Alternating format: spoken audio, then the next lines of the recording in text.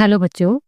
आज हम जो पाठ पढ़ने जा रहे हैं उसका नाम है हुसैन की कहानी अपनी जुबानी, जिसके लेखक हैं मकबूल फिदा हुसैन जी। हुसैन साहब जाने माने चित्रकार और लेखक थे।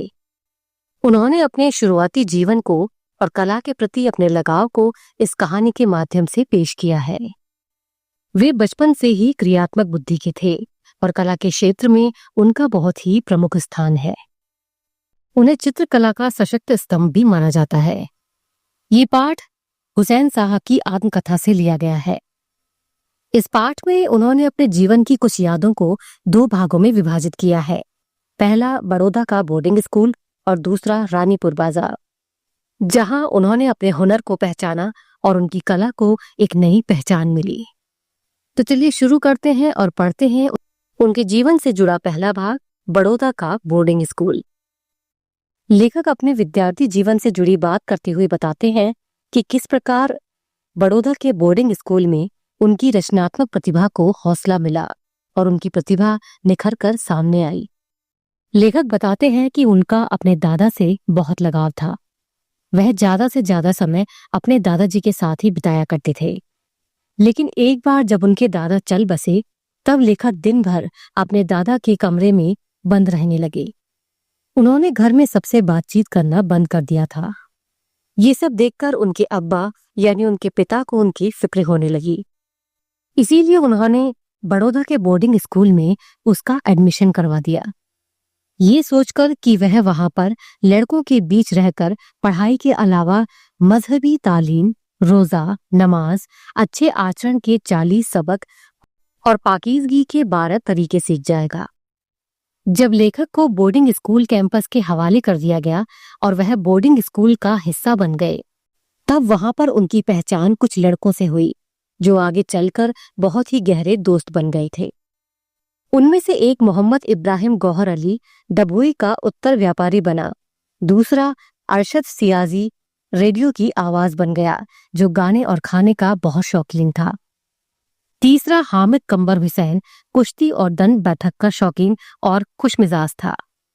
चौथा अब्बास जी अहमद और पांचवा अब्बास अली फिदा।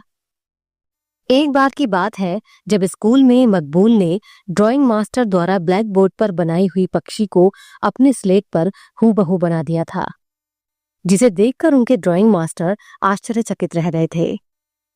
उसके बाद उन्होंने 2 अक्टूबर को गांधी जयंती के मौके पर गांधी जी का पोर्ट्रेट ब्लैक बोर्ड पर बनाकर अपनी जन्मजात और बेहतरीन कला का परिचय दिया और सबका दिल जीत लिया था। और यहीं से उन्हें अपनी प्रतिभा और कला के प्रति अपने लगाव का एहसास हो गया था।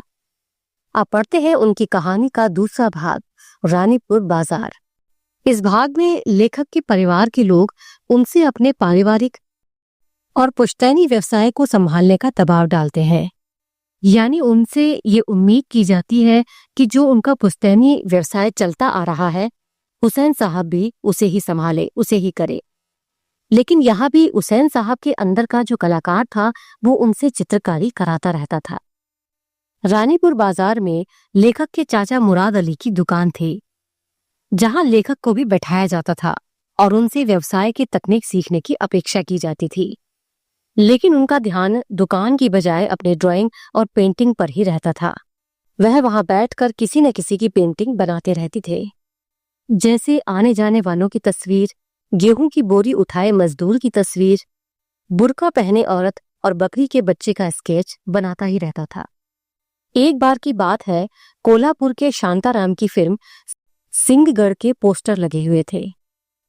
रंगीन पतंग के कागज पर छपा मराठा योद्धा हाथ में खिंची तलवार और ढाल को देखकर हुसैन साहब को भी ऑयल पेंटिंग बनाने का ख्याल आया।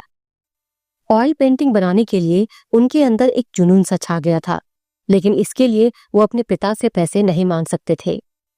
इसीलिए उन्होंने अपनी किताबें बेचकर ऑयल पेंटिंग कलर खरीदे और चाचा की दुकान पर बैठकर अपनी पहली ऑयल पेंटिंग बनाई। ये देखकर उनके चाचा बहुत नाराज हुए। उन्होंने इस बात की शिकायत अपने बड़े भाई यानी हुसैन के पिता से की। लेकिन हुसैन द्वारा बनाई गई पेंटिंग को देखकर और चित्रकारी के प्रति उसके समर्पण को देखकर उन्होंने उसे अपने गले से लगा लिया। एक घटना का जिक्र करते हुए लेखक बताते हैं, कि एक बार जब वह इंदौर के सर्राफा बाजार के करीब तांबे पीतल की दुकानों की गली में लैंडस्केप बना रहे थे, तब वहां पर उन्हें बेंद्रे साहब भी ऑन स्पॉट पेंटिंग करते हुए दिखे। लेखक को बेंद्रे साहब की टेक्निक बहुत पसंद आई। इत्तेफाक से दोनों की मुलाकात हो गई। इसके बाद हुसैन साहब अक्सर बेंद्रे के साथ लैंडस्केप पेंट करने जाया करते थे। एक बार लेखक ने बेंद्रे साहब को अपने पिता से मिलवाया। तब बेंद्रे साहब ने हुसैन साहब के पिता से हुसैन के काम के बारे में और पेंटिंग के प्रति उनके लगाव के बारे में बात की। बेंद्रे साहब के मुंह से अपने बेटे के बारे में सुनकर हुसैन के पिता बहुत खुश हुए और उन्होंने अपने बेटे यानी लेखक के लिए मुंबई से विंसर न्यूटन ऑयल ट्यूब और कैनवस मंगवाए। लेखक के पिता की रोशन ख्याली न जाने कैसे 50 साल की दूरी नजरअंदाज कर गई और बेंद्रे साहब की सलाह पर उन्होंने अपने बेटे की तमाम रिवायती बंदिशों को तोड़ फेंका, यानी लेखक को अपने अनुसार अपने जीवन जीने की आजादी दे दी और कहा कि बेटा जाओ और जिंदगी को रंगों से भर दो। ये कहानी बताने का लेखक का जो उद्देश्य है वो ये है कि अपनी प्रतिभा या हुनर को कभी भी छिपाना या अनदेखा नहीं करना चाहिए, बल्कि दृढ़ संकल्प और कड़ी मेहनत से उसे साकार करना चाहिए।